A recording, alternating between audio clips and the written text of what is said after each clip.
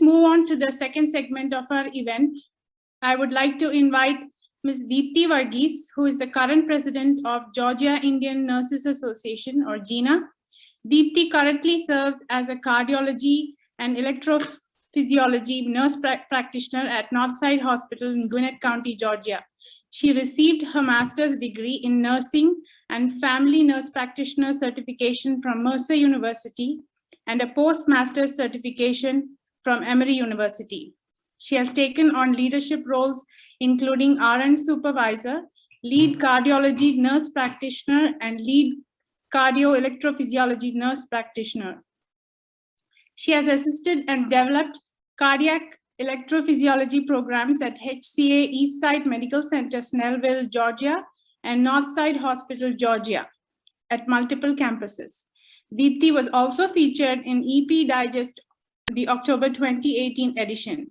Deepthi has received several awards, including Department Honors in Nursing, Mercy College, induction into the Sigma Theta Tau International Honor Society of Nursing, Nurses Choice Clinical Excellence Award, and Witnessing Outstanding Work Award at Northside Hospital, Gwinnett.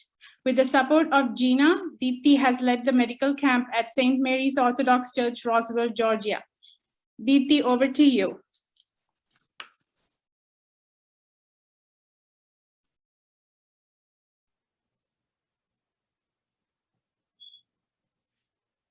Hi, can you see the screen? Yes.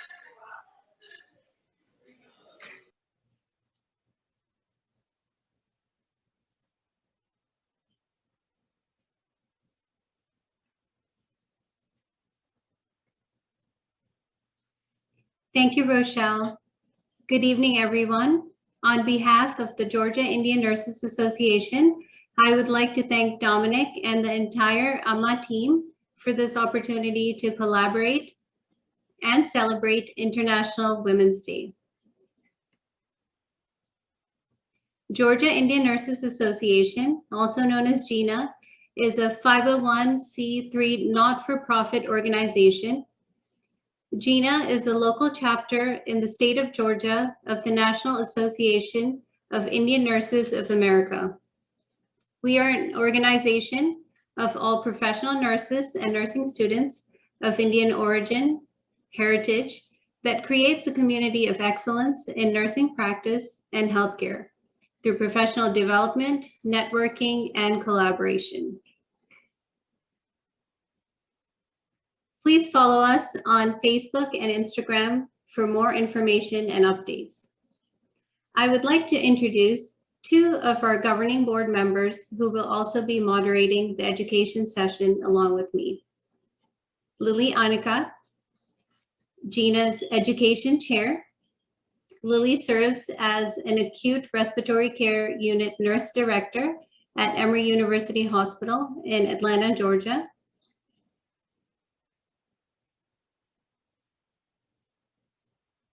Also, Dr. Minnie Jacob, who serves as quality management specialist for interventional cardiology with the Emory Healthcare System in Atlanta, Georgia.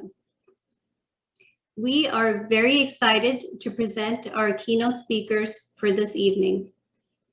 Not only do these women have very successful careers in healthcare, they also hold offices in professional organizations and serve the community, all while balancing a family.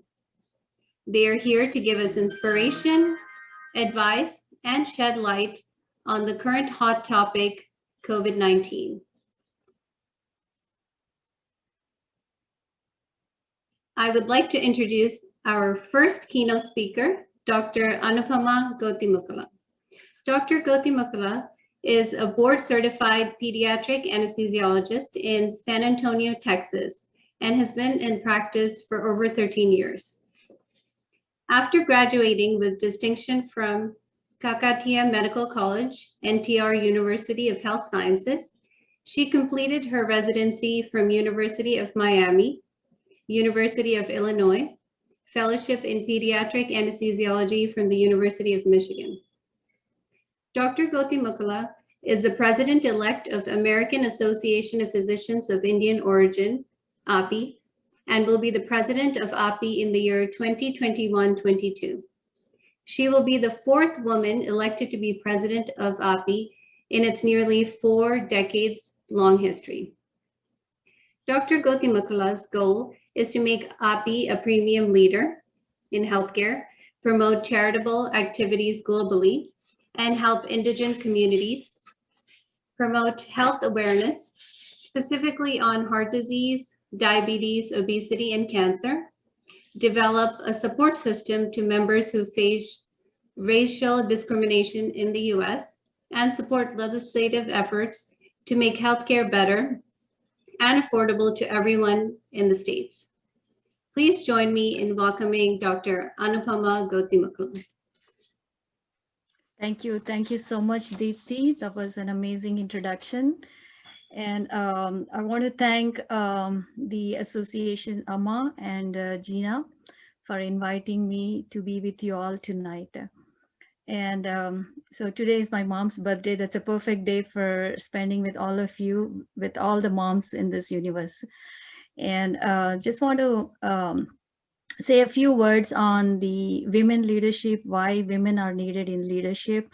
So women play key role in the family and for sustainable development and quality of life. So the woman performs so many roles, as you all know, as wife, mother, teacher, organizing things at home, administrator, director, disciplining the family, economist. They look at the bills, they pay the bills, and also health officer. They are the better doctors at home than any one of us who are much more qualified, but still mom is mom, right?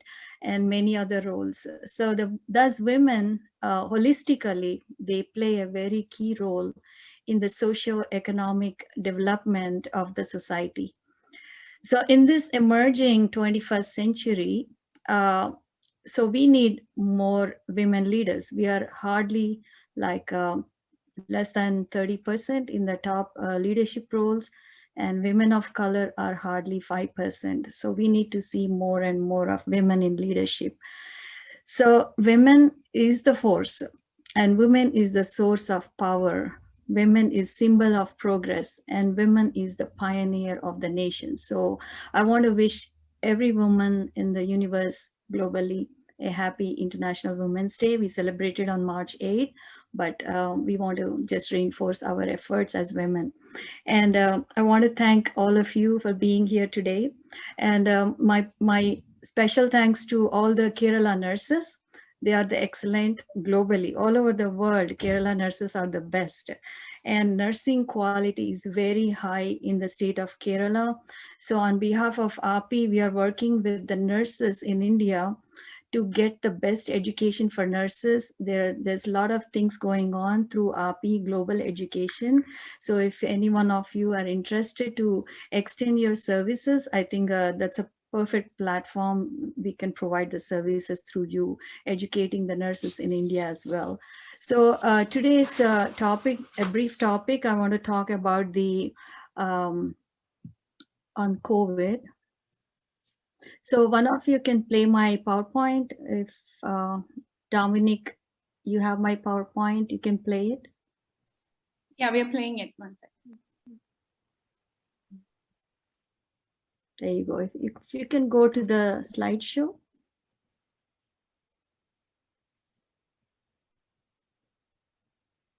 All right, so I want to briefly talk about COVID vaccines, where we are. And next slide. So as of yesterday, I don't have today's numbers, but as of yesterday, if you see worldwide and in United States, how many cases of COVID have been, 119 millions have been infected, and many more actually undocumented. And in US, 29 millions have been infected with COVID, and still we are 60,000 every daily cases. So we are coming down, but still not there yet. And deaths also, look at the world, deaths, 2.6 millions have died, and in US itself, 530,000 people have died with COVID. Next. And as we see, we have 3 types of vaccines right now in United States, which are authorized by the CDC and FDA Pfizer, Moderna, and Johnson & Johnson. So Johnson & Johnson is a new one, which is yet to be given. It is authorized to be given. And the other two vaccines, which are shown on the slides, AstraZeneca and Novavax, are still in the phase 3 trials. We don't know whether they will come out or not, but still they are in the trials. Next. The vaccine distribution. So they started giving the vaccines on December 14th. So I got mine on December 18th. So far, so they have distributed more than 100 million vaccines, and daily there are 2 million vaccines are being given in United States. And so far, so till yesterday, we have covered 20% of US population with vaccine distribution and administered. Next. So how do vaccines work? I know most of you know about it, but just want to go over. Pfizer and Moderna are the messenger RNA vaccines, and AstraZeneca and Johnson & Johnson are the modified cold virus vaccines. Next. So how do COVID vaccines work? So we have mRNA vaccines right now. So first of all, we need to know some facts about the vaccines. A lot of people are scared to take the vaccine. So COVID vaccine does not give COVID to anyone. This is just an mRNA, does not have any virus inside, and they do not affect or interact with our DNA in any way because they don't enter into the cell, into the nucleus of the cell, the mRNA vaccine. And the cell breaks down and gets rid of the mRNA soon after it is finished using the instructions how the antibodies form in the body. So if you look at the picture, it shows briefly how the vaccine goes once you inject into the patient, into any person, and then how it works. Next slide. So efficacy of the vaccines, if you see it, Pfizer is 95% effective and Moderna is 94.5% effective. Johnson & Johnson is a new one, but worldwide it has been effective 66%. And in US, in the phase 3 trials, it says 72% effective in the United States. But 86% of the time, it will prevent the severe disease once you are infected because of the COVID. Next. And the variants, we are all worried about the variants right now. So these vaccines are proven to protect against the British variant. Pfizer is more protective against the British variant 117 and little bit less, but they think it is effective for both. Moderna also has shown to be protective against these two variants, South Africa variant and the British variant. AstraZeneca, we don't have much information, but they say it is effective 74% against the British variant. Johnson & Johnson, also same thing. The next dosing, as you all know, Pfizer is 2 doses 3 weeks apart. Moderna is 2 doses 4 weeks apart. AstraZeneca is 2 doses a month apart. But the best part is the J&J vaccine, which is only 1 dose. Next. The side effects we all have gone through. I think every one of you have taken the vaccine, but if not, the common side effects pretty much with every vaccine is the same: fatigue, headache, chills, fever, muscle pains, and they just last for 2 or 3 days maximum. So Tylenol is perfect if you have, like, you can't tolerate the fever or anything, chills and all. So Tylenol 1 or 2 doses is fine to take as per the experts. And next slide. But the significant side effects, like what are the significant side effects? Anaphylaxis reactions. There were only 50 cases in people who have received a vaccine from Pfizer, and 4 cases of Bell's palsy, which they say it is like normal for any other population. Moderna also, they have a few cases of anaphylaxis, 21 cases. The interesting part is, it's more in women. That's what it caught my eyes. Why? We don't know why it's more common in women, the anaphylactic reactions. AstraZeneca also, there are a few cases of transverse myelitis, but there's more incidence of blood clots with AstraZeneca. And a few European countries have banned, 4 of the countries, Norway, Iceland, and 2 other countries, they banned AstraZeneca vaccine. And Johnson & Johnson is still not much. They haven't seen any anaphylaxis reactions or anything. So that looks like the safest of all the vaccines which are existing right now. Next. Next slide. Okay. Pregnant women and nursing moms, is it safe? We have seen practically pregnant women getting the vaccine, and also nursing moms have got the vaccine. In my practice, I'm seeing it, and they are safe, and they are CDC, even though they have not studied in the phase 3 trials, but they say it is safe, and the risk versus benefit. So benefit is more than the risk. Only one baby, they have seen antibodies after the vaccine. Next. And 20,000 people, pregnant women have taken vaccine in United States, and none of them had any kind of side effects, but they are watched very closely. They are on intense monitoring because they took the vaccine. They want to watch more closely. So what are the contraindications? Sorry, the slide is a little wrong. What are the contraindications of all these vaccines? The only thing is allergic reactions. If you have allergic reaction to polyethylene glycol, then it's better not to take, or you take it but observe very closely for reaction. So that's why first 15 minutes we have to stay there and watch for these allergic reactions. Next. So what were the recent updates of the CDC? I'm sure every one of you are following what the CDC is saying on a daily basis. So this was on March 8th. CDC has released some of the guidelines. So now whoever is vaccinated, you can gather indoors who all have vaccinated. You don't have to wear masks. You don't have to do the 6 feet apart thing. Also, if you have if you are in an indoor gathering with people, the less risk for severe disease, so you can have that release of these restrictions. But when you go outdoors, you still have to follow these guidelines, restrictions, wear a mask, social distancing, hand sanitizer, etc. So still we are restricted in terms of gathering, how many people should gather. Each state has their own numbers. Some states have 50, some states have 250. My state, Texas, has almost 50% capacity. We can do an event. So every state is different. And also recently 15 plus states have released the mandate to wear the mask, but hospitals are still following it. We have to wear a mask when you enter into the buildings. Next. So those are my references for this talk. Next. And thank you so much for giving me this opportunity. Everyone in this call should insist on getting the vaccine, and also recommend everybody to get the vaccine. And thank you all, and stay safe. Thank you.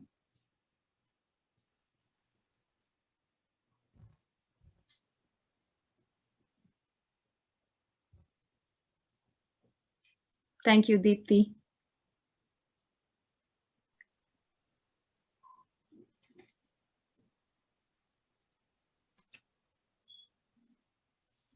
Thank you, Dr. Anupama.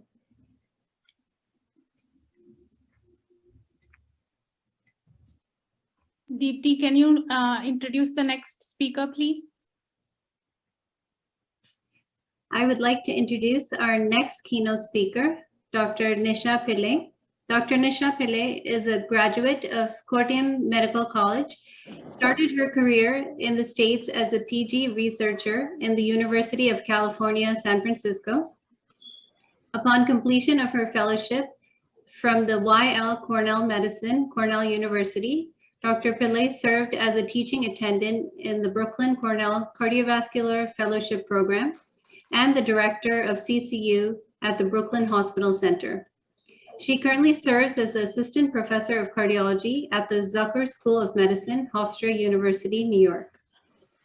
Dr. Pillay is a diplomat of the American Board of Internal Medicine and a fellow of the American College of Cardiology. She has received the prestigious Women in Cardiology Award from the American Heart Association and serves on the Women's Council of the American College of Cardiology. Other professional recognitions include Patient's Choice Award, Compassionate Physician Recognition, Tri-State Excellence Award. Dr. Pillay has inspired many with her talk on holistic heart health, merging the wisdom of ancient medical systems with modern medicine. She also serves as the president of the Women's Forum, World Malayalee Council, America region. Her contributions to the community include founder chairperson of My Princess Foundation, founder director of My3 International Foundation, and has set up assisted living retirement homes with subacute care facility in Kochi, Kerala. Please join me in welcoming Dr. Nisha Pidling.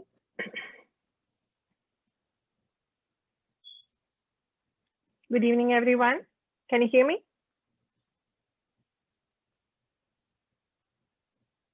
Hello? Am I on? Yes, we can hear you. Okay. Good evening, everyone. Dr. Anupama and other dignitaries, it's a pleasure to share this stage with you. We are on March 13, 2021. March 13, 2020 was the last day of normalcy as we know it, because that's the day when President Trump declared a national emergency in this country because of COVID-19. So since then, all of you know our lives have changed and we have never been back to normal since as we knew it before. Of course, we're going to enjoy all these new privileges like Zoom that we have. You know, we have learned to live a life a bit differently. So at the time, March 12th, I think I took an international flight. Then you can imagine the plight of a person who wants to come back to this country, having left the country right at the cusp of our COVID disaster. When I was back home, I saw everyone, okay, now I'm going to be working from home. My children are not going to school. Everybody thought it was the greatest thing to happen in their life. But then I saw a few Facebook posts from some of my friends.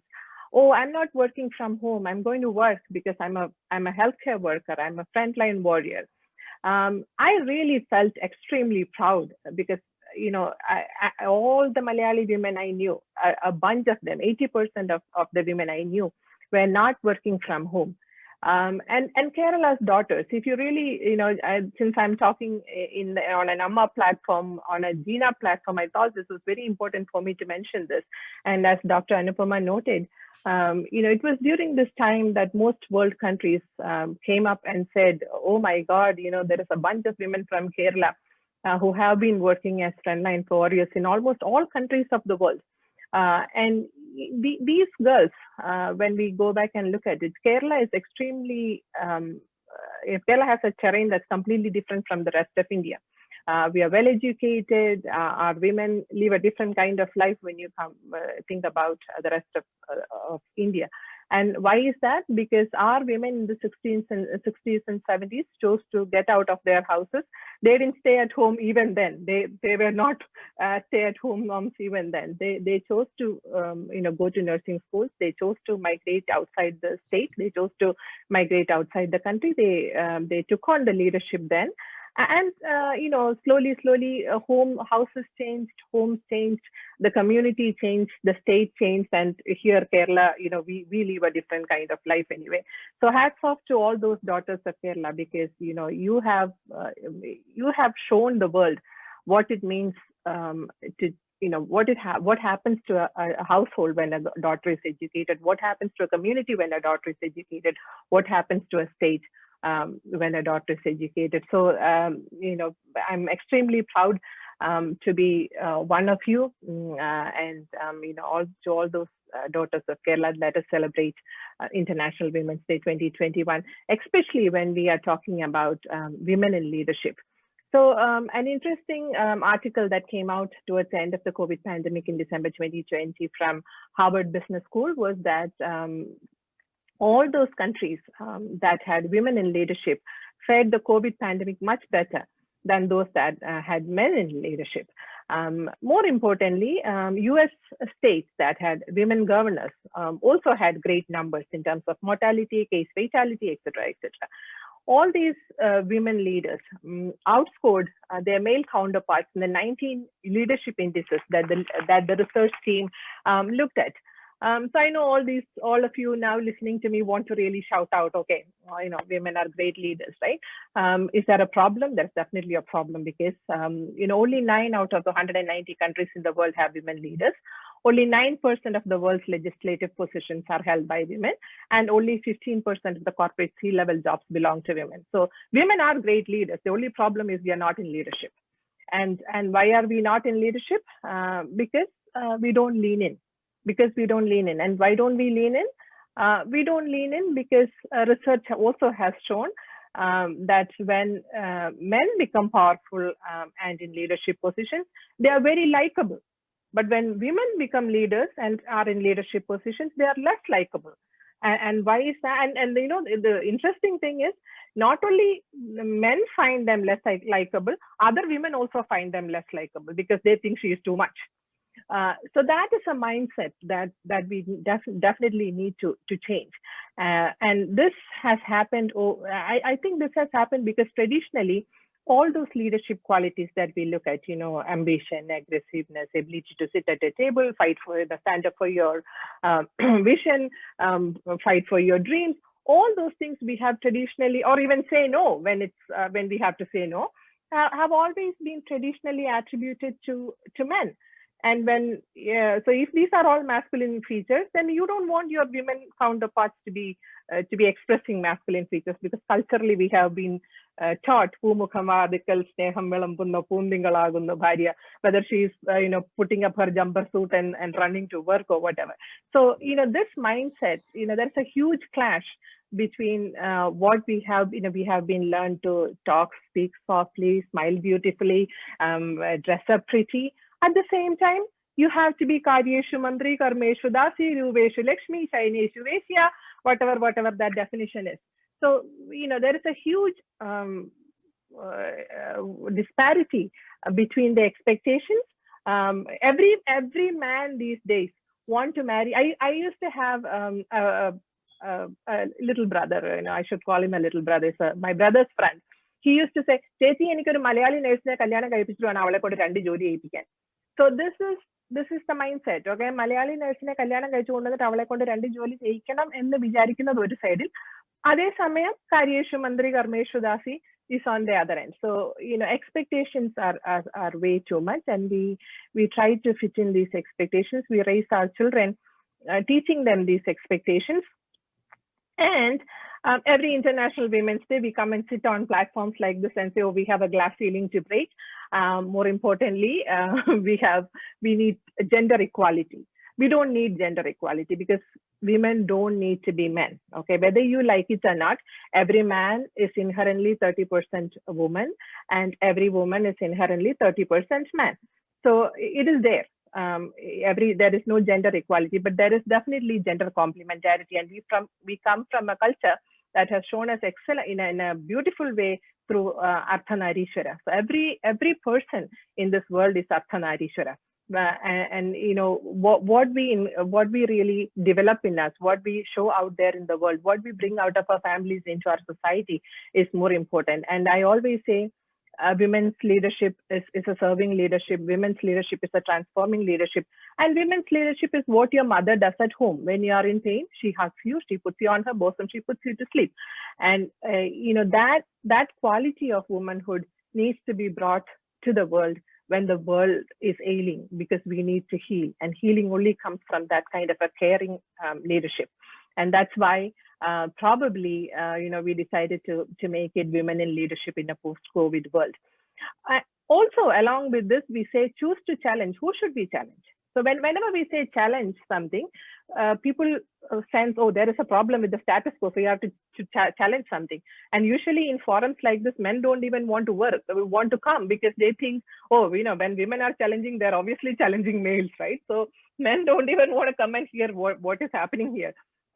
So we are not going to, these forums are not to challenge males. These forums are not to challenge any status quo in the society, but these forums are really to challenge ourselves, because there's a saying in Malayalam, Yada Shakti Tada Sthiti. So if you think you are not empowered, which is a word I don't use and I don't like, because when you say you need to be empowered, you're already telling yourself that there is a problem in the power that you have now. Okay, so you don't need to be empowered. You're empowered as such. The only thing is you need to bring out the power you have in a different way into the society. So We always talk about breaking glass ceilings. And when you need to break glass ceilings, it's not confidence that you need, it's competence that you need. I was so happy when I saw the credentials of some of your leaders, electrophysiology, NPs, this, that. It's nice because, if you have the worth, the value will come. So your job is really to increase your worth. Your job is to really increase your competence. One thing I had noticed is when I came into cardiology, as most of you know, is almost like a man's world. Things are changing now, but I'm talking about 15 years ago when I was in training. So people were kind of amused to see a long-haired, Indian lady with a nose stud in cardiology. When I'm in the cath lab and stuff, I was like one single piece there.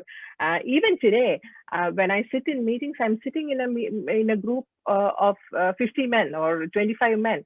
So in fields like that, when you have to break these ceilings, of course, you need more competence. It's not a matter of more confidence. That's what I want to tell you, my little sisters. We need to improve our worth, and that's where you need to challenge. Okay, don't choose to challenge anybody else. Choose to challenge yourself. That is the big take-home point. Get better. Do things that you think is difficult to do, but everything is doable. Of course, I don't undervalue the support that you get from the families, because if you have children, if you have other demands at home, you need a lot of support at home. The good thing is, guys these days are much better. They understand their wife's responsibilities. They kind of help you out. Your children are understanding, and that probably we all have seen when you went to work during the COVID season. I won't talk much about COVID or heart disease or anything, because probably during the Q&A sessions, if we have questions along those lines, I would say, I thought this platform, I should come and tell my younger sisters that the world is out there for you to break all glass ceilings that you need, and sky is going to be the limit for you. Nobody is going to stop you if you are confident and competent. Also, I wanted to tell you, fast forward from March 13, 2020 to March 13, 2021, like Dr. Anupama was saying, everybody is vaccinated. We are taking our masks off. As a teacher and as a physician, I'm just dying to see my patients and my students without the mask.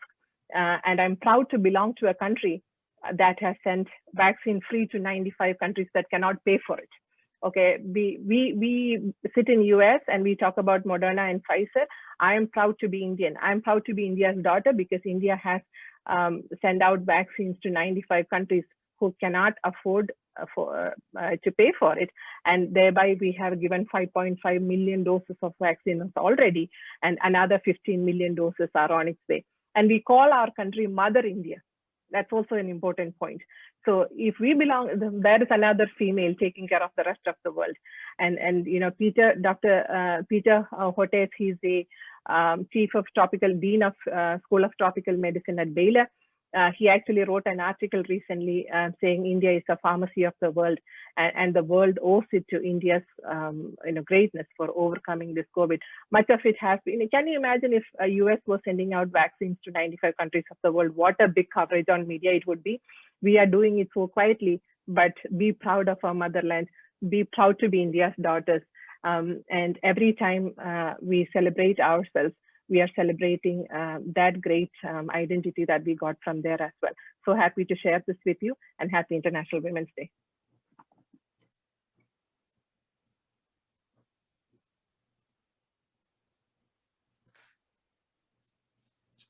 Thank you, Dr. Nisha.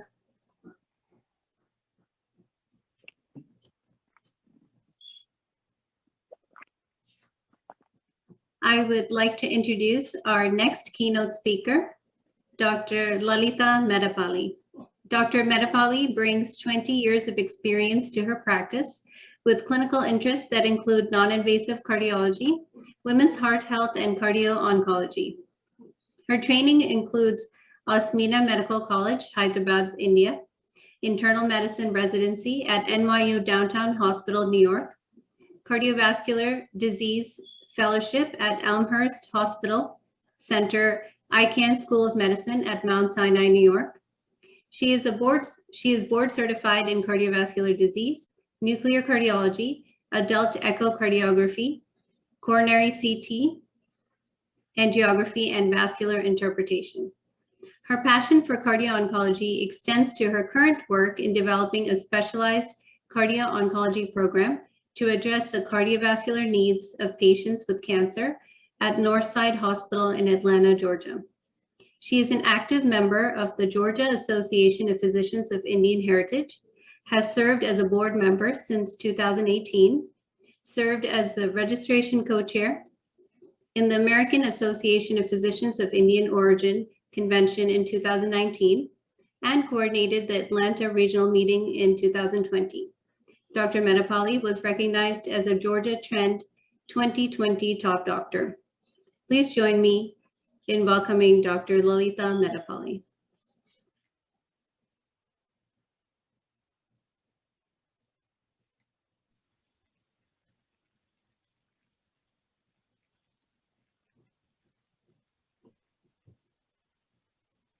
You all can hear me, right? Yeah. Thank you, Deepti, for your kind words. Wow, what a great speech from Anupama and Nisha. And, I'm humbled and honored for an opportunity given to me to address such a dynamic group.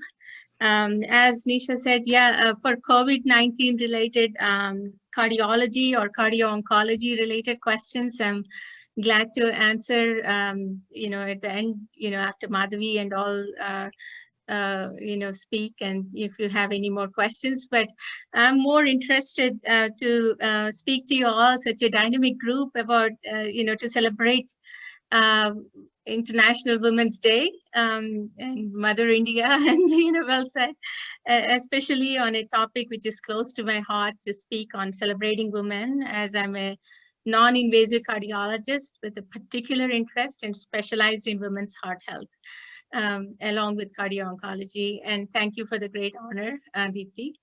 When Deepti contacted me to address how to balance a career and a family life, with advice for aspiring young women, I was thinking, like a roller coaster. I was thinking where I started back then in 90s, as a medical student, and, physician, residency and fellowship, and in New York, and, and practicing physician. And, what do we have is a really tough and a challenging role as a woman for all of us.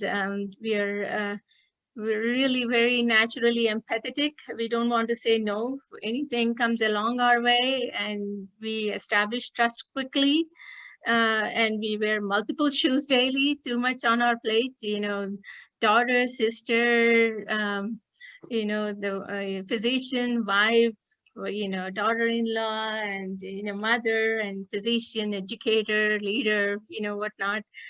And, it's all in one, and also by the time, late age, before we can have children, with our professional challenges and all, we have multiple, challenges like this, and, family integration we need to keep in mind, and equity balance between professional and our personal lives. And at the same time, and strive towards our academic and, professional survival and success. Deepti particularly sent a message to me, said, could you say how you did, what you did, and empower our, the young women,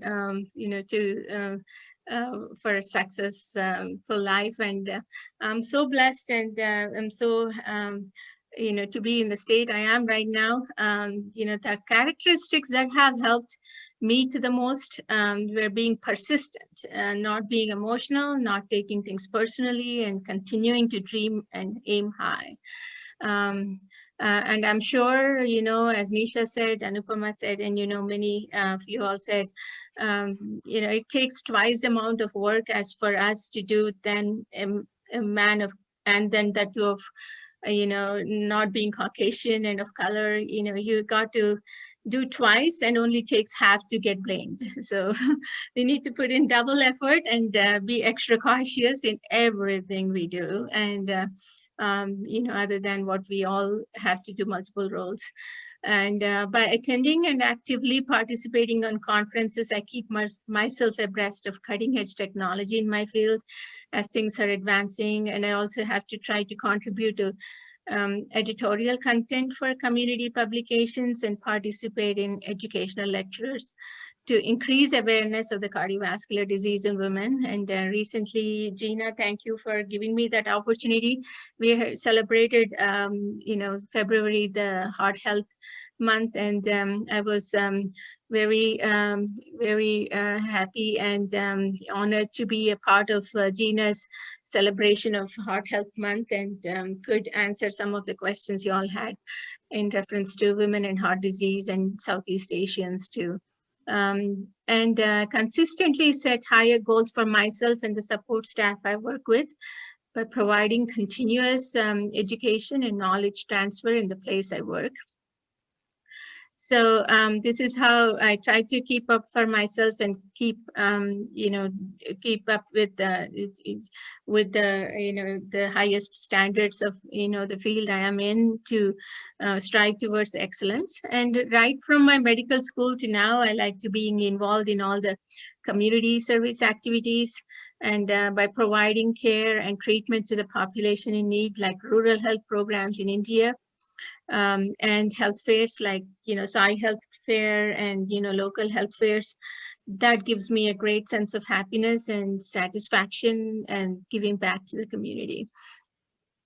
As a mother of 2 girls who have been successfully matriculated into medical schools, I continuously instill in them the values that I have a hold of compassion, professionalism, and service, by being a guiding example as much as I could. When I'm not busy with work, which is 80% of my time, violin and Zumba, I try to get involved in recreational activities. That way I can get away from the day-to-day stress and help with my psychological and physical fitness. There is data out there that people who participate in events like this, community events, stay active, connected, and involved, they have less heart cardiovascular disease as such too, mind off the stress. Deepti said, what do you say for our to aspire young women? I do what I practice is don't shy away. If you don't say, it's not there. So you need to talk about how you feel and discuss enough. You need to know when you to pull up, and recognize reputed and values which gets you excited about what you do, and then be expressive. Say no when you have to, and at the same time, I speak up. Engage people, community service, educational programs, community activities, giving back to the community, getting involved with social work that give connections and satisfaction, and that and also empowers you yourself, and to be as a what you are, and on point with colleagues and administrators. Sometimes you have to just, this is not it, you got to put up your right foot up, with colleague administrators, to be strong, and involve yourself in a place where there is a value for excitement. And this is what I try to keep up with myself, and that's what I have to say, Deepti and GINA, and I'm so thankful for giving me this opportunity to speak up on this Women's International Celebration Day, and I'll be around to if you answer any questions in related to COVID and heart or cardiovascular health, then if you all have any questions. Thank you, Dr. Madapalli. My name is Lily Anikard. I'm the chair of the Education and Professional Development Committee of Georgia Indian Nurses Association. It is my privilege to introduce our next speaker, Dr. Solimol Kuruvula. 30 years in nursing profession, Dr. Solimol Kuruvula is an ANCC board certified nurse practitioner, currently the Director of Occupational Health Services at New York City Health and Hospitals, Jacobi and North Central Bronx. She graduated with a master's degree from College of New Rochelle, New York in 1997 and PhD in Biblical Counseling in 2005 from Trinity College of the Bible, Indiana, under Liverpool University, London. She completed postmasters in nursing education in 2008 from College of Mount St. Vincent, where she continued as an adjunct faculty for a few years. She was also a New York State certified sexual assault forensic examiner. Dr. Kuruvula served as the president of the National Association of Indian Nurses of America, NINA, for the term 2011 to 2012, and is serving in its advisory board since then. Also, she is currently the vice president of Indian Nurses Association of New York. She served in multiple committees and task forces and continuing to serve at both the state and the national associations. Dr. Kuruvula has authored articles and made many presentations. She believes that humility comes before honor, but pride before downfall. Ladies and gentlemen, please join me in welcoming Dr. Solimol Kuruvula.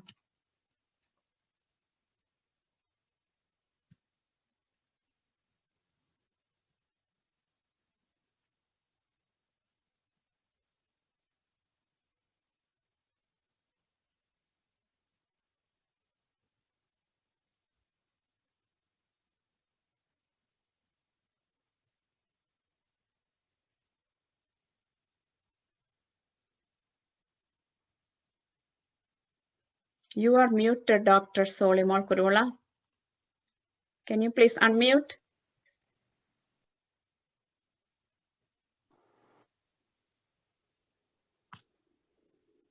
Hi. Can you hear me now? Yes. Okay. All right. Good evening. Good evening, everyone. And thank you all for the AMMA and GINA leadership for inviting me also as we are celebrating the International Women's Day. And kudos to you for all the wonderful things that you are doing. As we celebrate this International Women's Day, my wishes to all. And I challenge and encourage all the women to challenge yourself, as we just heard from the previous speakers. Yes, challenge yourself to be a channel of blessing to others. And I wish, encourage all the men to be a blessing by their side so that we can do it together for the blessing, benefit of the community. So we were reminded again and again that, yeah, we did the, we just were reminded about the one past year, right? March 11th, we completed 1 year since COVID-19 was declared as a pandemic by World Health Organization. Now, is the worst of the pandemic over yet? Not yet, quite, but we are seeing a light at the end of the tunnel for sure, right? Just from yesterday, we saw the PowerPoint by Dr. Anupama. The numbers have increased. I was just speaking at another event a couple of weeks ago. Wow, it was just 500,000 deaths at that time in United States alone, but now it is 532,000. Every life matters. So, yeah, we are still going through that period. And what is our solution? Along with taking all other precautions, vaccination, COVID vaccination is very, very important.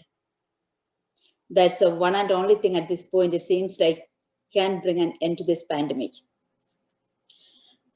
So along with taking all those precautions, we just, thank you, Dr. Anupama, for giving us that head start on, the basic things about the the COVID vaccines, the facts, the side effects, the contraindications and all.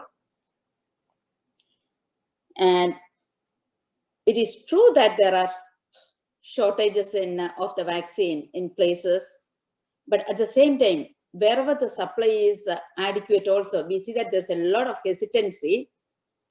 And, you know, there are, some are anti-vaxxers that we know for sure, but there are some, you know, they're just concerned about the safety, the efficacy, you know, they have many, many concerns. So as I'm asked to speak about those, I'll be addressing some of it. And as Lily mentioned, you know, the questions will be answered later, you know, with the rest of the panelists. So, you know, in the development of any vaccine, safety and efficacy are most important. There's no question about it.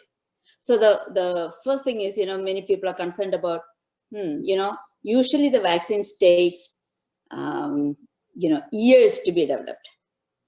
How come we got this vaccine already within such a short period of time, right? In an year, we had the vaccine here, less than an year. But let's remember that, you know, we had the mRNA technology that's used for the Pfizer and the Moderna vaccine. That technology was already being under development. You know, COVID-19 is not the first coronavirus. We know about the MERS and the SARS and all. So over 10 years, this technology is in existence. So the research was there. And then because it's a pandemic, you know, you probably heard about the Operation Warp Speed. You know, the government and public, they got together. It was a collaborative effort to bring it all together. So the research is there, the technology is there, and millions of dollars were poured in. So the intelligence, the expertise, the money, the funding, all were there. So absolutely no steps in the standards were, you know, bypassed. It is true that, you know, some of the steps, the clinical trials, it overlapped, but it went through the same rigorous standards that have gone taken for all other vaccines. So we definitely, you know, can trust the vaccines. And we know the CDC and FDA, FDA looks at all these clinical trials, the results of the clinical trials, and the expert, the opinion, the study results of the study results, everything before they even approve, the FDA approve the EUA or approve the vaccine for emergency use authorization. So we can trust the vaccine's safety. And it's continuing, the safety is being monitored continuously. We know that for sure. So another thing is, you know, there are some who are wondering, you know, is the vaccine is going to really protect them from getting infected? You know, studies are still going on. Getting infected and getting sick with COVID, they're two different things, right? So we may still get infected after the vaccine, but it will not make you sick with it. And again, we know that, you know, it's even the Pfizer and the Moderna, they are 95% efficient. The efficacy is 94 to 95%. And the J&J vaccine is like 72% in United States, 66% overall.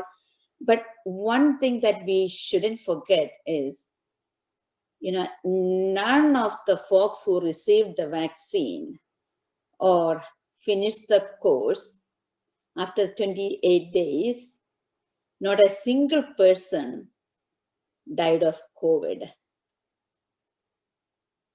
Significantly, it decreased the hospitalizations, the serious illness, hospitalization, and death. Not a single person who got COVID vaccine died after 28 days of getting the vaccine, the second dose, in case of Pfizer and Moderna. And you know, the one dose of J&J, not a single person died. What a comforting news that is. So if anyone is thinking about, oh, it's only 95%, or we don't know, there are people who had the vaccine still getting sick, or still getting tested positive. No, please don't doubt it. It will save lives, all the lives, right? Yeah, we could still get infected, but the transmissibility, or the infectivity of that virus is very, very minimal. 1 in 20 can still get infected, but the life will be definitely saved. The complications, the severity of the disease, and the hospitalizations will be prevented. Another thing that another fact is, if you had the COVID infection in the past, do we still need to take the vaccine? And the answer is, without a doubt, yes. But think about a couple of things, right? If you had COVID vaccine, COVID infection, the study so far, it shows that we will get immunity for like 3 months, maybe up to 6 months. But we do not know the immunity level after that. I personally have seen cases where, they had COVID infection in early March, April, but now coming with COVID again. We know about the variants, so it could be a different variant. So yes, vaccine is very, very important even for them. But if you had infection, COVID infection, it says, when there was a shortage, the recommendation was to wait for 3 months at least before you start taking the vaccine. Otherwise, as soon as you feel better, you can take the vaccine. I will still say, waiting for 3 months, 90 days will not be an issue, because your chance of getting infected again during that period is very minimum or none. So yeah, you could wait for 3 months, but as soon as you get better, or after 3 months, please do get the vaccine, because your immunity, the protection after that is not confirmed yet. We are still early in the game for a lot of things, right? Even with the COVID vaccine, we don't know a lot of things, but we do know a lot of things also at the same time. So based on the information that we have, based on the study results, the studies are continuing.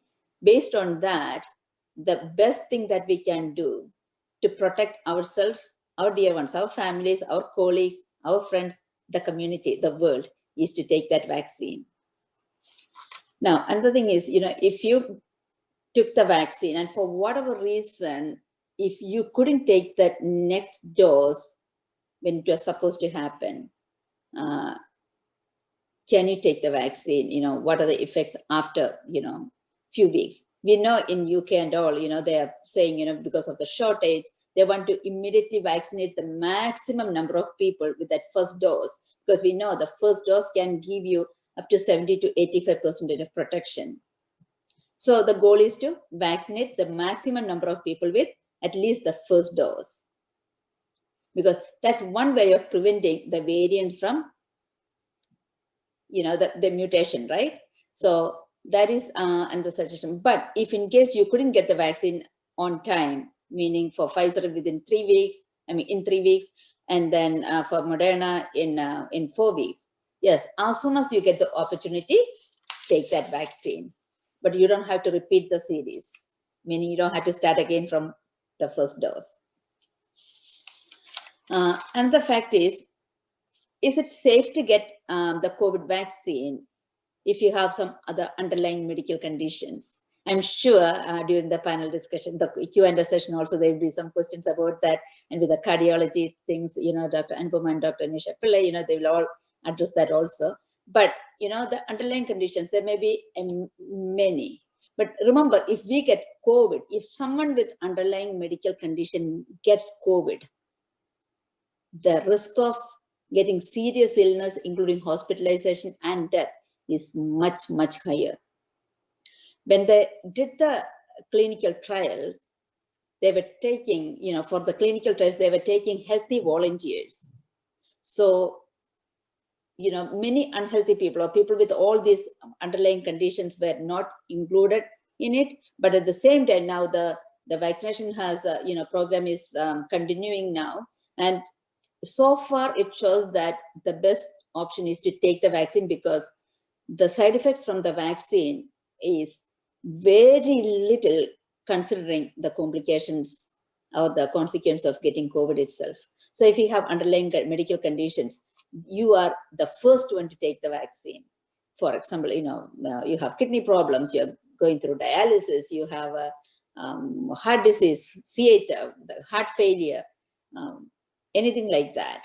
Please take it. You are the first one to take it, and it will protect you from getting serious consequence of COVID, prevent you from getting COVID to begin with, or even if you get COVID, it will be a very little. The immunocompromising, to people with immunocompromising conditions, again the same. Yeah, you could still get it. There were some people who not knowingly were in the study, but none of them got serious illness or anything, and they were benefited from it. The one thing that we don't know is, how much of a protection, the immune response in the case of immunosuppressed individuals may not be as high as what we see in a pretty healthy individual, or the ones without the immunocompromising conditions. But still, it will definitely give the benefit of that. We did go through, Dr. Anupama went through some of the reasons for not getting the COVID vaccines.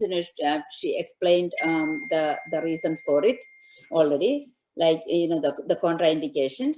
Yes, if you have absolute contraindications, be very careful in getting the vaccine, but let your provider know, or the vaccinator know that, so that if inadvertently it was given, they can monitor you for 30 minutes or even for more. Make sure you get it from a setting where, either from a hospital setting, not from, a clinic or from a pharmacy if you have severe allergies. I'm not going through those conditions because it was already mentioned. So make sure you get you are taken care of. Well, all these COVID vaccination sites are equipped to care for you if there is a severe allergic reaction, the epinephrine and all those things. So yeah, just be there. If you need to wait, you need to wait. Don't just rush away from there, right? So if you have any allergy, immediate allergies or anaphylaxis, anything like that, that you can be monitored over there. Now, what are the precautions to be taken? After you get the vaccine, make sure you go for the second vaccine on time. Monitor for side effects. The safety, very, very important. If there are any adverse reactions, it needs to be reported. That is better, even for the studies, for the research work, so that we know in the future, what are the major side effects, and, we can manage it well. So, Tylenol for pain, aches, that is totally okay. And then, there are the safety standards. Safety is being monitored by two different systems. There are multiple, but the main ones are vSafe. That's a text message based app that can be used, and it's periodically you'll be getting text messages, and the follow-up is even up to 2 years, but initially daily, and then weekly, and then every 3 months, like that. So that is one way of recording it, and another one is VAERS, or Vaccine Adverse Events Reporting System. So yes, my strongest recommendation for anyone without any absolute contraindication is, please go forward, take it. Let us be a part of ending this pandemic. And with that, I wish all the women a very happy International Women's Day, and God bless you all. Challenge yourself. Thank you. Thank you, Dr. Solimor Kuruvilla, for the helpful tips and teaching us about the efficacy and safety of the COVID vaccine. So we can go and get it as soon as it's available for the public. Now, let me introduce you to the next keynote speaker, Dr. Madhavi Rayapudi. Dr. Rayapudi is an infectious disease specialist in Cumming, Georgia, and has over 20 years of experience in the medical field. She graduated from UMD, New Jersey, Robert Wood Johnson Medical School in 2001. She completed her residency at Jersey Shore Medical Center and Mount Sinai Medical Center.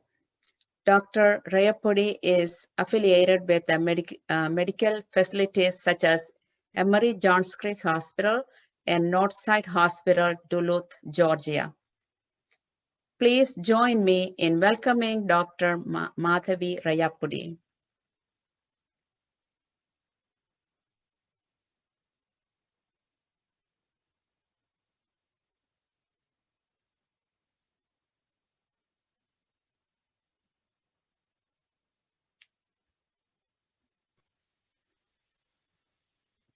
Dr. Rayapudi, please unmute. Her video has to be on. Please turn on your video and unmute. She's actually unmuted, but I don't see her video on.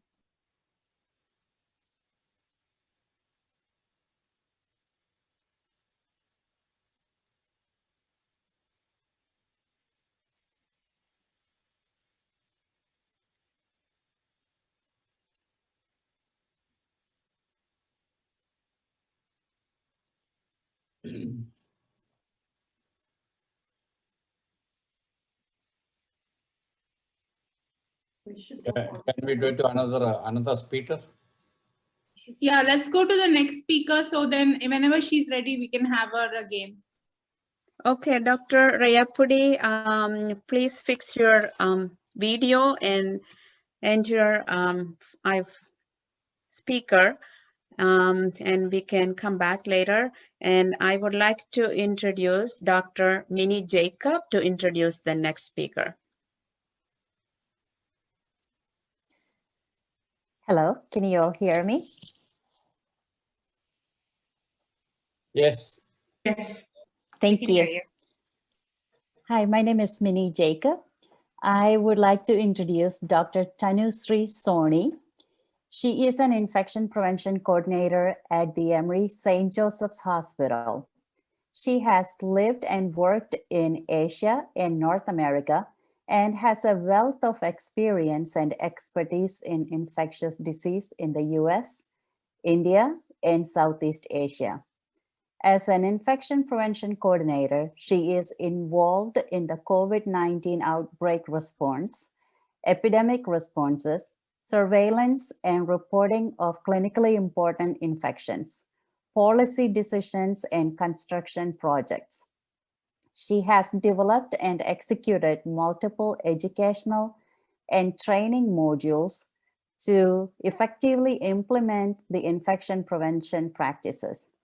In addition, she serves as a subject matter expert in microbiology for the infection prevention program and leads Clostridium difficile, CODI, and surgical site infection for healthcare associated conditions quality accelerated team. Dr. Soni has a master's degree in public health from Emory University and a PhD in molecular genetic and biochemistry from Georgia State University, and has postdoctoral experiences at Emory University. She has presented at national conferences, and she is a recipient of Josh Nahum Award by the Georgia Hospital Association for her work in infection prevention. It is my pleasure to introduce Dr. Soni. Dr. Soni?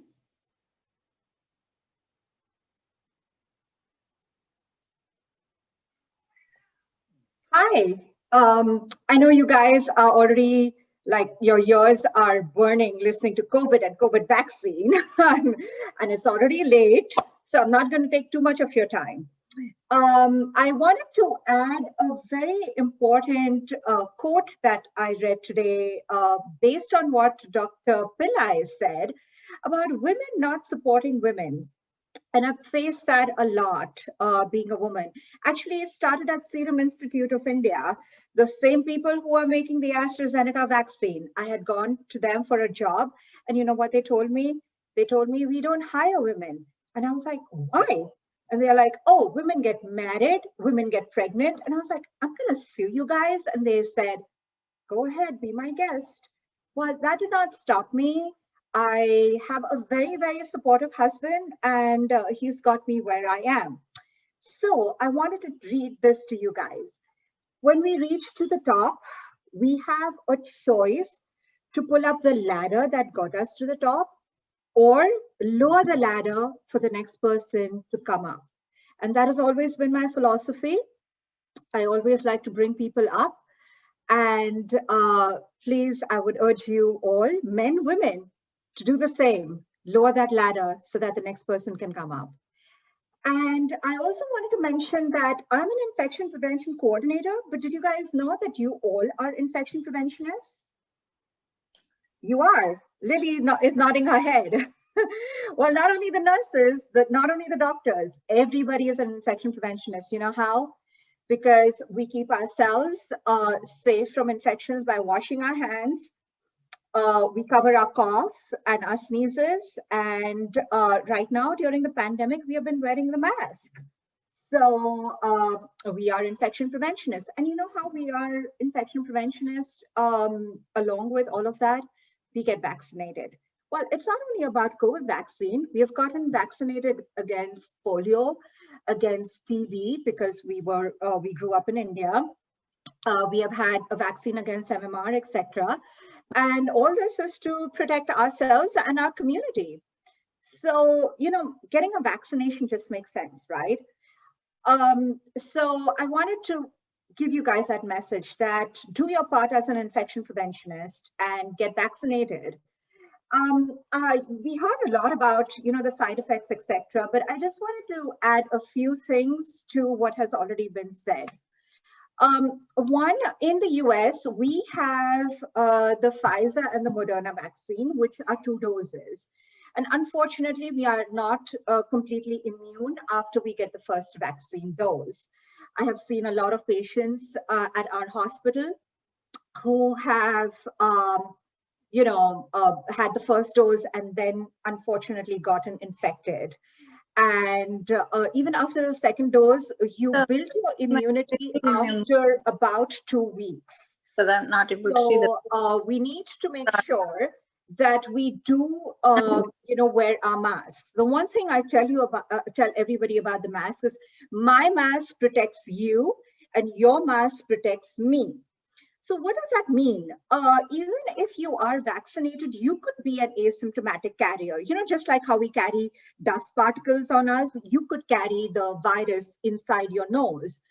And we need to prevent that from coming out and probably infecting somebody else who has not been vaccinated. As you know, there is a lot of vaccination hesitancy.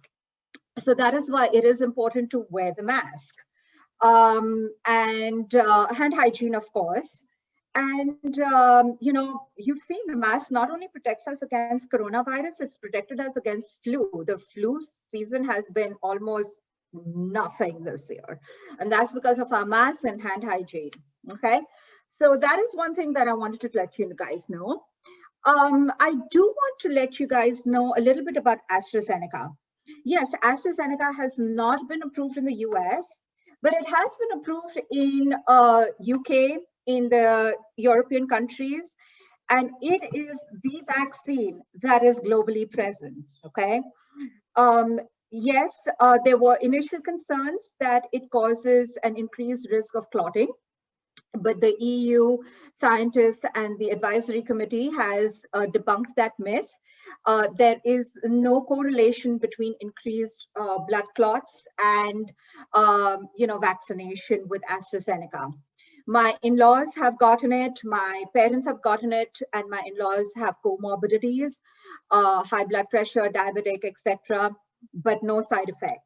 I just read today that there have been 20.5 lakh doses given in one day in India, and that is of AstraZeneca. We are not hearing too many side effects, hardly any. So I know that you all have family and friends in India. So if they have concerns, please make sure that you let them know that AstraZeneca does work. And, and you have side effects, you have to let the doctors know. You have to let the doctors know of the, if you have clotting issues or blood disorders. But it is safe to take. Please let your family and friends know that in India. I get a question a lot about, do we have to take this vaccine every year?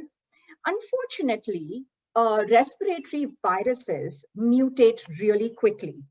And that's because, let me take a step back. Viruses can only survive in a human, okay? If it is a human virus, it can only survive in humans and living beings. It cannot survive on the surface. What that means is it cannot replicate outside of the human body. It cannot multiply.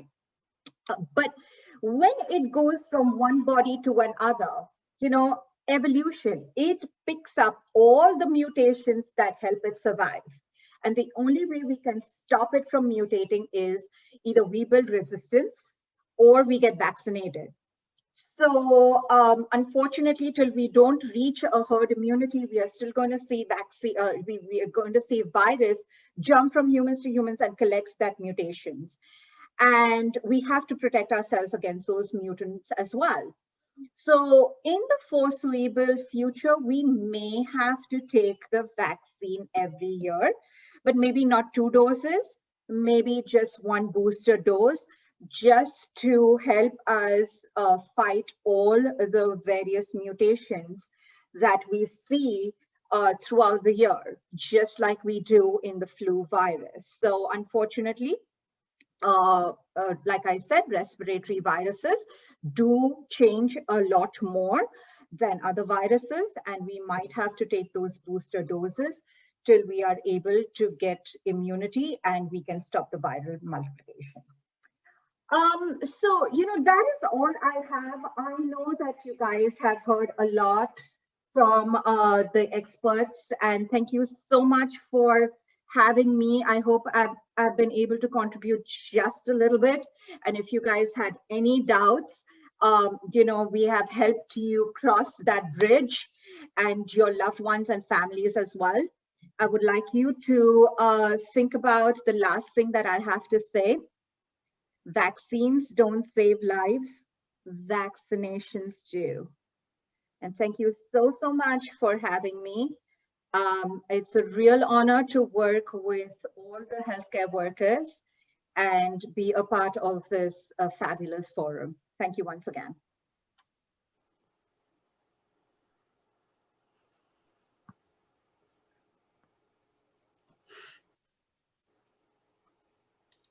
Thank you, Dr. Tanushree Soni. And let's see if Dr. Madhavi Rayapudi is ready. Dr. Madhavi, are you ready? Yes, can you hear me? Yes. Okay, good. There you go. Thank you. Hello, everybody. Good evening to Amma and Gina. Thank you, Deepthi, and other healthcare family, and everybody here on the speaker list. As you know, Dr. Madhavi Rayapudi, being an infectious disease, dealt a long year, as you all has been experienced. So Deepthi asked me to talk about a few words about Corona, not that you know of. Everybody knows what COVID-19 is, and it has become all of a sudden very famous in the last year or so, and it's still going on. So I'll just talk a few words about COVID-19 virus. So what is COVID-19 virus? So it's in the family of respiratory viruses, coronavirus, which has been there for years, which can cause like cold virus, rhinovirus, and adenovirus in the same family. And as you know, it has originated from Wuhan, China, from food contamination from bats and pangolins. So, so it has started November of 2019 over there and globally spread throughout the world, unfortunately. So how do you acquire this virus? Main mode of transmission is through respiratory droplets. And usually the incubation period is anywhere between 2 to 14 days. And what are the symptoms that you notice is fever, cough, sore throat, shortness of breath, loss of smell, loss of taste. These are in the minor phase of minor phase of the infection. The pathophysiology, a few words about that. And again, it has a biphasic pattern of infection. One is an early viral response, and the second is inflammatory response, which is what we have seen in real sick patients that we have taken care in ICUs, and entire world has been lost so many lives related to this inflammatory response, which we never had discovered until this virus has acquired. So particularly why this has happened is it has an S protein. It's made of 3 proteins, one of which is S protein, which has a vulnerability to bind our host cell and mainly has affinity to our angiotensin converting enzyme, which causes acute respiratory distress syndrome. So the treatment, I won't go into the treatments. Most of my colleagues know, and our nurse colleagues know as well, but we have used different under research drugs in the past 1 year, but the commonly everybody knows remdesivir, steroids, all the supportive supplemental therapy with vitamins and monoclonal antibodies has been saved most of the lives that we were able to save. How do you prevent? Prevention, again, is social distancing, wearing a mask, hand hygiene, washing your hands very often, with good 60% of alcohol containing soaps, and also avoiding crowds.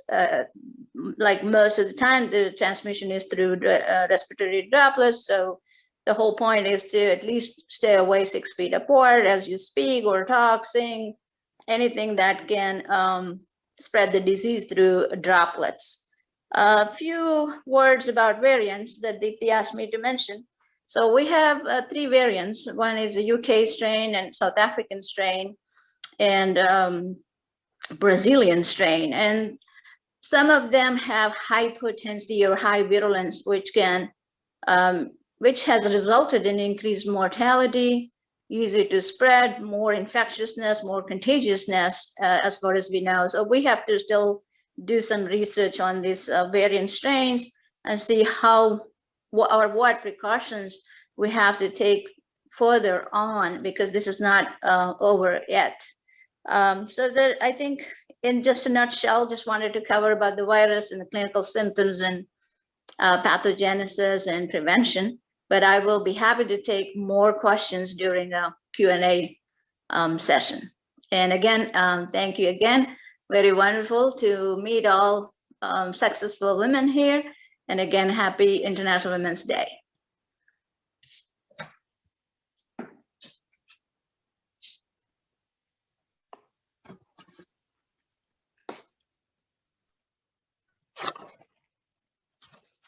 Thank you, Dr. Madhavi.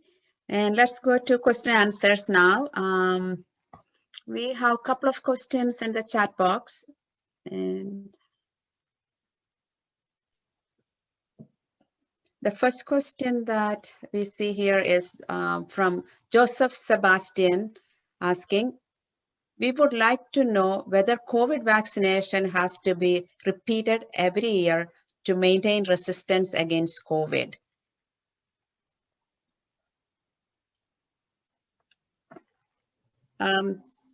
Since Dr. Madhavi, you are on the screen, are you able to answer that question? Yes, it's unknown yet, but I feel like it is just like influenza pattern. So there could be some mutations going on. So it's too early to even comment on that. But my question is 50% yes, based on the nature of the virus.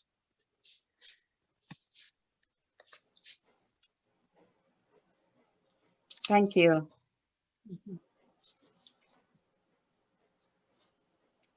Okay, Bina is asking, if someone a household has COVID, can a dog be a carrier for the disease? I think I'll take that question. Thank you, Solomon. Yeah. There are reports of few cases where pets, especially cats and dogs, catching it from people, but it happens with a very close contact. Yeah, so it can happen. So the infected person needs to isolate themselves and avoid close contact with their pets, just like how we avoid contacts with others. The infectivity from pets back to humans, it's considered to be kind of very, very, very low, but we are still waiting for more information. Thank you, Dr. Solimar.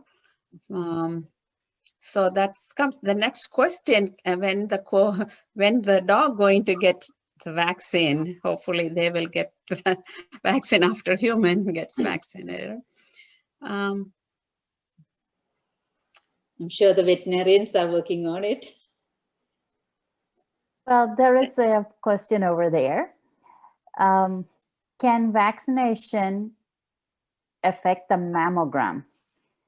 There were a lot of confusion about this.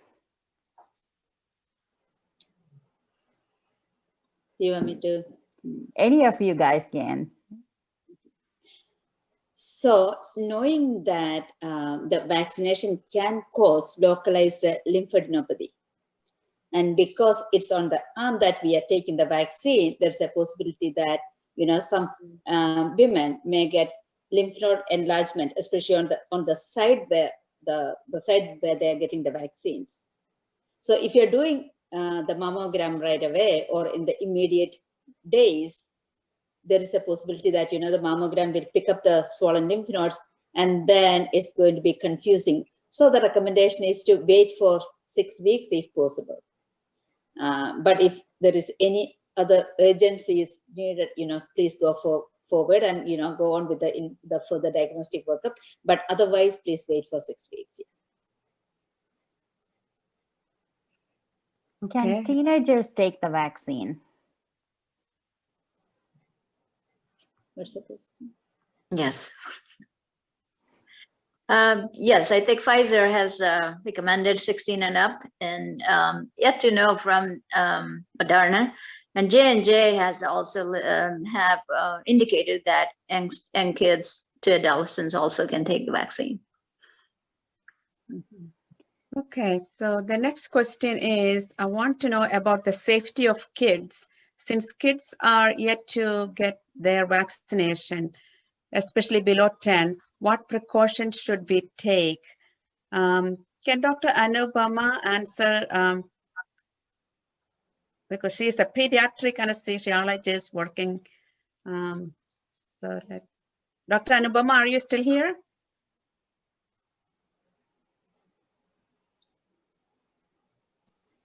She probably muted. No, she is not here. She probably gone. Okay.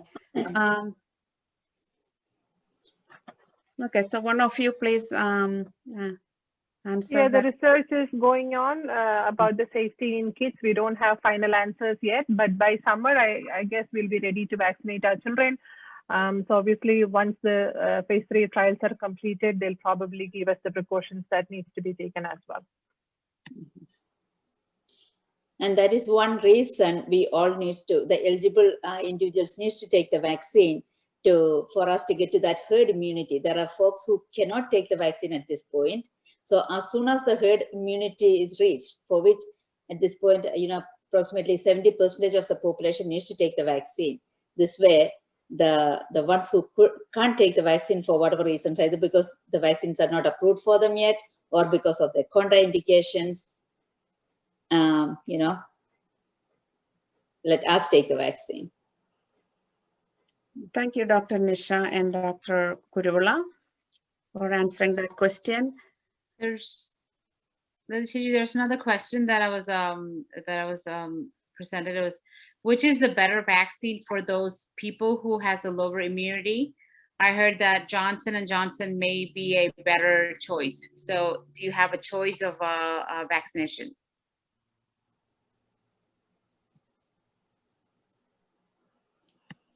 Anybody wants to take it? So, Molly, you want to answer? Okay. Yeah. So Johnson & Johnson, the side effects from Johnson & Johnson vaccination seems to be lower compared to other vaccines. And the recommendation is not to wait for one particular vaccine. Whatever you can get first, grab it. Because those folks, if they wait, the risk of catching it is much more, right? So, you know, the question is not which vaccine is best, but which one you can get faster. That's the recommendation at this point. I think more studies needs to be done for us to know for sure. Probably safer to go with Pfizer or Moderna at this time because they are mRNA vaccines and not an adenovirus vector carrier. So it may be better to go with Pfizer and Moderna based on what we know as of now. Okay. I think there's one more question was, we would like to know whether COVID vaccination has to be repeated every year to maintain resistance against COVID. So that just like the question that question was taken already. We don't know how long the immunity is going to last. Pfizer says 120 days as of now, which is like 4 months. But we'll have to wait it out and see. It probably will end up being something like our flu vaccine. If the strains keep changing every year or something, then of course we'll have to come up with annual vaccinations.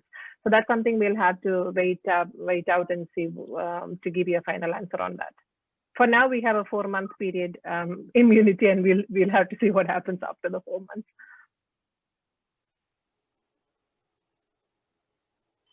Okay, another question. What stops the body from continuing to produce the COVID-19 spike protein after COVID vaccine? Your antibody response. That stops the because your messenger RNA is told to produce something like COVID spike protein, and your body is going to prepare antibodies against it. So when you have adequate antibodies against it, then whatever circulating spike protein is there, it's taken care of. It's not like once you put it in your RNA, it's going to carry. This is just like you getting the virus. It's just that the virus is not coming into your body. Just your RNA start to create something like the virus, and then create that situation. But it's not going to continue forever like that. Thank you, Dr. Pillai.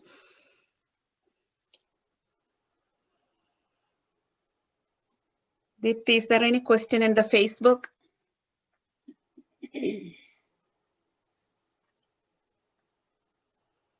I don't see any on the Facebook live page.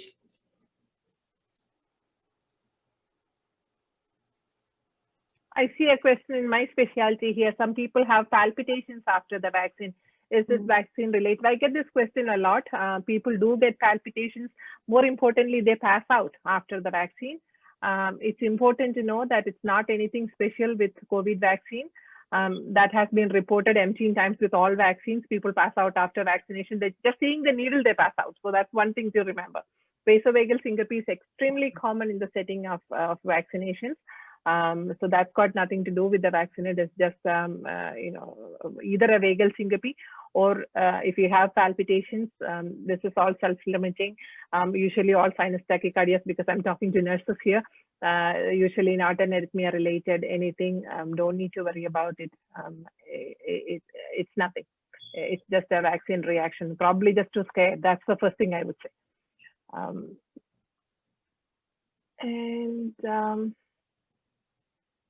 Vaccination including immunosuppression. The only thing is if you are on a continuing dose of steroids. Steroids immunosuppress people for whatever reasons. If you are on it, then of course you might want to go with one of those mRNA vaccines as opposed to a vector carrier vaccine. That's the only thing I would say. There was one more thing was people are afraid to take the vaccine because they don't know the long-term effects of the vaccine. What should we tell them? Well, if you don't, now we don't know the long-term effects is one thing, but what if you get COVID in the meantime? That's another thing. So as of now, for all those millions of people who got it worldwide, we don't have any major complications. The vaccine is not killing anybody. but COVID is definitely killing people even now. So it's in the number of STEMIs and bad pneumonias that we see and deaths we see, we have had enough. So at this point, I would say, don't worry about the long-term vaccine. You're not going to start speaking Chinese or anything. Go and get the vaccine. That's it. In regards to the palpitations question in cardiology, forget about a vaccine, but we are seeing lots of patients post-COVID with coming in with sinus tachycardia. And I've seen several patients with COVID in intensive care unit that reported incidences as high as 40% with AFib and atrial fibrillation and ventricular arrhythmias.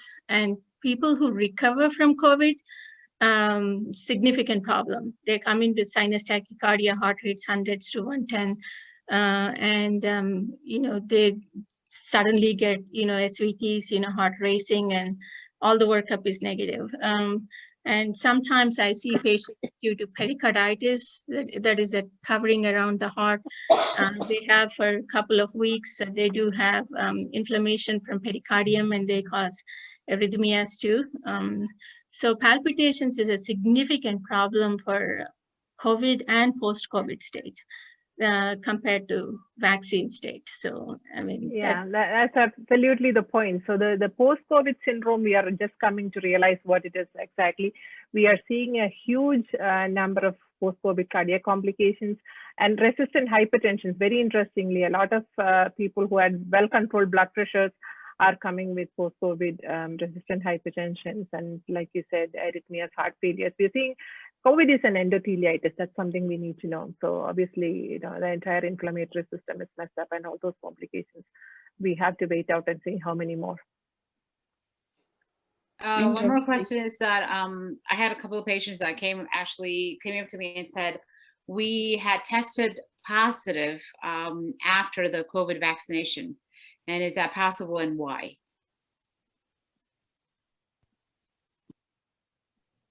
Okay, the COVID, I'll take that question. The COVID vaccine will not give COVID, that we all know for sure, right? Now, if you were exposed to COVID in the past 14 days, then your body hasn't built up the antibodies yet to fight against it. And for us to be fully vaccinated currently for the EUA vaccines here in United States, the Pfizer and Moderna, you need to have the 2 doses, and it should be like 14 days after the second dose. And for Johnson & Johnson, again, 14 days after that dose. So until then, you are not fully protected. So if you are exposed during that period, it's not because the vaccine is not effective, but because the vaccine didn't get enough time to build up the antibodies. So yes, you may get COVID, but it's not the vaccine giving you COVID. Hope I answered the question. Thank you, but yeah, hopefully I can convince my patients, because there were several questions from patient side. They said, I'm sure I got this COVID because of the vaccination. So they came they were hospitalized, obviously, I was taking care of them. So I was like, oh, I don't know. I don't know if that was the reason, I'm not sure. I don't know if you were exposed, but I'm trying to explain. And I'm like, at the same time, I'm like, I have a question myself. I'm like, is it possible?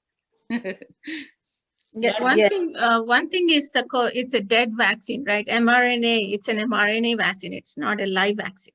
So that's the reason why it's safe even in pregnancy. So, but we have, but one more thing to add is, like, in the past couple of weeks, we have seen few people who are good, reasonably very of positive antibodies, and they still got COVID. So we're suspecting a variant now at Northside coming. So we had 3 admissions last week, and one has ended up on ventilator. So it's hard to say what is what, but we're working up for variant strain on these patients. But it's kind of expected. Yep. Yeah, that's another thing. We do not know the protective level of antibody that we need to have. We don't know that yet. For example, for hepatitis B and all, we say, if the level is above 10, you are immune to it. But we do not know that level for COVID at this point. Absolutely, yeah. We have said, You said there pregnant women can take vaccination. Is there any preference what trimester they should take the vaccination?